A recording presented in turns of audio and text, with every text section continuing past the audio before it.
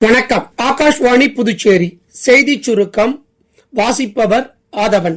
பழங்குடியினர் வசிக்கும் பகுதிகளில் பொறுப்பான நிர்வாகத்தை உறுதிப்படுத்த வகை செய்யும் ஆதி கர்மயோகி திட்டம் தொடர்பான தேசிய மாநாடு இன்று புதுடில்லியில் நடைபெறவுள்ளது. இந்த மாநாட்டை குடியரசுத் தலைவர் திருமதி திரௌபதி முர்மு தொடங்கி வைக்கிறார். பிரதமர் திரு நரேந்திர மோடி அறிவித்த வளர்ச்சியடைந்த பாரதத்திற்கான தொலைநோக்கு பார்வையின் கீழ் இந்த மாநாட்டிற்கு ஏற்பாடு செய்யப்பட்டுள்ளது. மத்திய பழங்குடியின விவகாரங்கள் துறை அமைச்சர் திரு ஜுவல் ஓரம், இணை அமைச்சர்கள், மத்திய மற்றும் மாநில அரசு அதிகாரிகள், மாவட்ட நீதிபதிகள் உள்ளிட்டோர் இந்த மாநாட்டில் பங்கேற்க உள்ளனர்.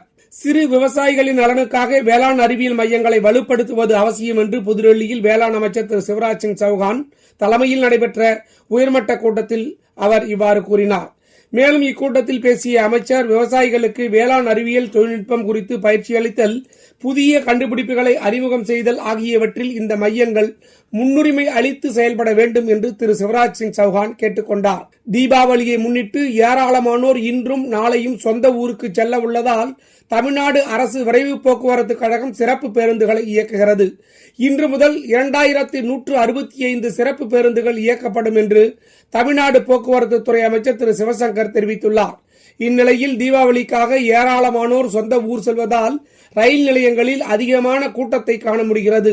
ரயில் நிலையங்களில் முன்பதிவில்லா பெட்டிகளில் நெரிசல் ஏற்படாமல் இருக்க வரிசையில் நிற்க வைத்து பயணிகள் செல்வதற்கான ஏற்பாடுகளை ரயில்வே பாதுகாப்பு படையினரும் ரயில்வே காவல்துறையினரும் ஈடுபட்டுள்ளனர்.